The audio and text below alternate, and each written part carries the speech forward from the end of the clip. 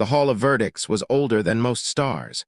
It drifted in quiet orbit around a dying crimson sun at the far edge of mapped space, its corridors vast enough for warships to glide through. Every wall bore the names of civilizations, 10,000 of them, etched into ancient stone. Some still lived. Most were gone.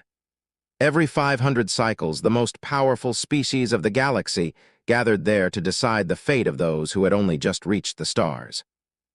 Archon Varys Keth of the Zarathi stood at the center of the chamber, towering nearly 3 meters tall, his black armored shell reflecting the dim light.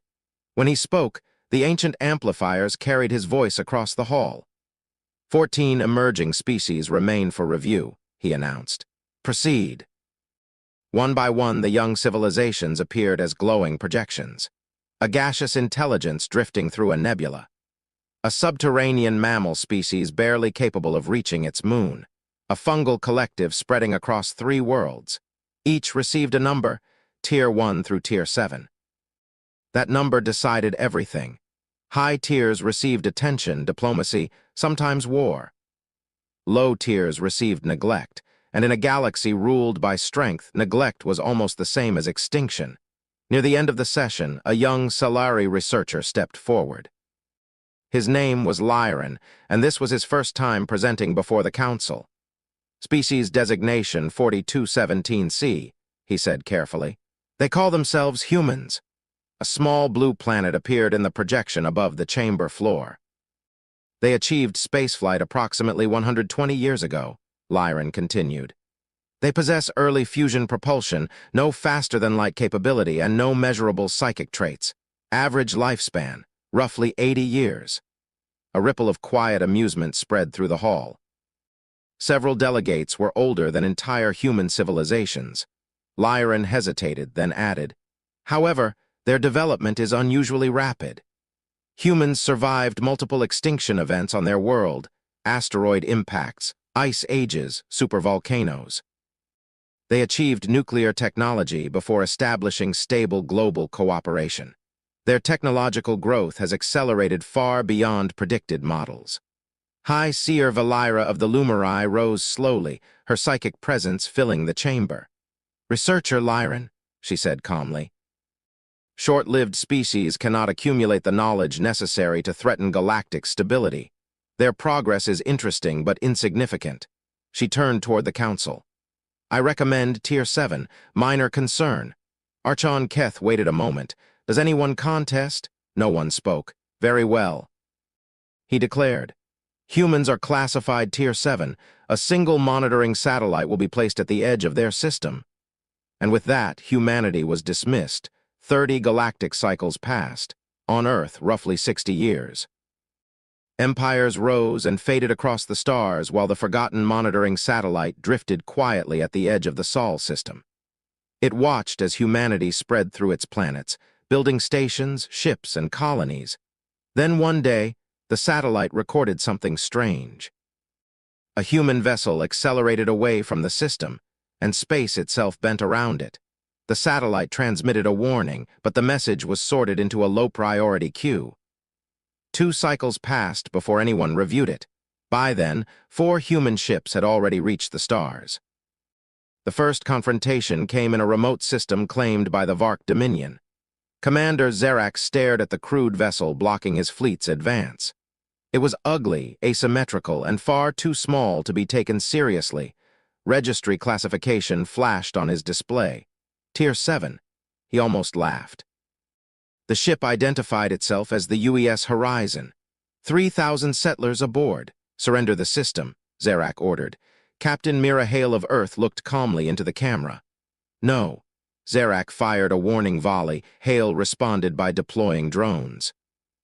Thousands of small autonomous machines poured from the horizon like a swarm of metallic insects. They didn't attack the ships themselves. Instead, they blinded them, striking sensors, communications arrays, navigation systems. Within hours, half the Dominion fleet was struggling to see. No Dominion ship was destroyed. Their armor held, but their pride did not. For the first time in 6,000 cycles, a Dominion commander ordered retreat. The report reached the Council. They glanced at the damage summary: minor losses, no casualties, classification unchanged, Tier 7. But something had begun to shift. Human traders soon appeared across distant markets. Their goods were not the best, but they were affordable. And humans were remarkably good at making friends. They offered partnerships instead of contracts, cooperation instead of control. A small amphibious species called the Nerethi became their first major ally after humans offered them a fair trade agreement, something the galaxy had rarely given them. Soon others followed: the Fenari, the Karuth, dozens of overlooked civilizations. Someone jokingly called the growing alliance the Small Dangers. The name stuck. Within decades, humanity had settlements in 31 star systems and alliances with dozens of species once considered irrelevant. Researcher Varen returned to the Hall of Verdicts to present his findings. Humans do not dominate any single field, he explained. Instead, they perform above average in all of them and improve constantly. He displayed a web of alliances stretching across the midrim. They do not conquer planets, he concluded quietly. They make planets depend on them. The council debated for 9 hours. Humanity was reclassified, Tier 5. Moderate concern. Still underestimated. The true turning point came 20 cycles later. A Dominion fleet of more than 800 warships arrived in the Helios sector and surrounded Sentinel Station, a human defense outpost protecting several colony worlds. Admiral Daniel Mercer stared at the tactical display.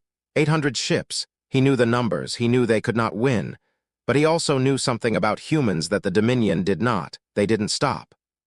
Launch every drone, Mercer ordered, and signal the coalition. The Dominion attack began. For hours, the station endured relentless bombardment. Human ships fought desperately, but they were outnumbered 5-1. By the 4th hour, the station's shields collapsed. By the 7th hour, reinforcements arrived. Living coral ships from the Cagliari blinded Dominion sensors with clouds of spores. Electronic warfare vessels from the Veloran shattered their communications. Crystal transports from the Sarathi docked with the station and reinforced its armor under fire. And through it all, human pilots adapted. They studied Dominion formations, predicted their maneuvers, and exploited every weakness. The battle lasted 31 hours. When it ended, Sentinel Station was destroyed, but the Dominion fleet had lost 214 warships, the worst defeat in their history. As the surviving Dominion ships retreated, a single damaged human frigate remained in orbit, broadcasting a message across every open frequency. "Horizon has fallen," the signal repeated. "We remain." The transmission spread through the galaxy, and everything changed. The council assembled in emergency session. For the first time in millennia, fear filled the chamber. "Humanity is reclassified immediately," Archon Valorous announced. "Tier 2. Existential risk." Diplomatic envoys were sent to Earth, but the transformation was already underway. Human music spread across alien worlds. Their philosophy, this strange belief that every intelligent being had value, began appearing in cultures where such ideas had never existed. Trade networks evolved into alliances. Alliances evolved into something new, a community. Years later, the council gathered once more. Some argued humanity should be stopped before its influence reshaped the galaxy. But a scholar named Kalen stood before them and spoke quietly. "If you attack humanity," he said, "you attack every world that ever felt ignored. Every civilization that has heard the human word freedom." He gestured toward the map of allied systems. "You may win battles, but you cannot destroy an idea." The vote lasted hours. In the end, the council did something unprecedented. They created a new classification, Tier 0. Catalysts of change. Humanity had not conquered the galaxy. It had transformed it.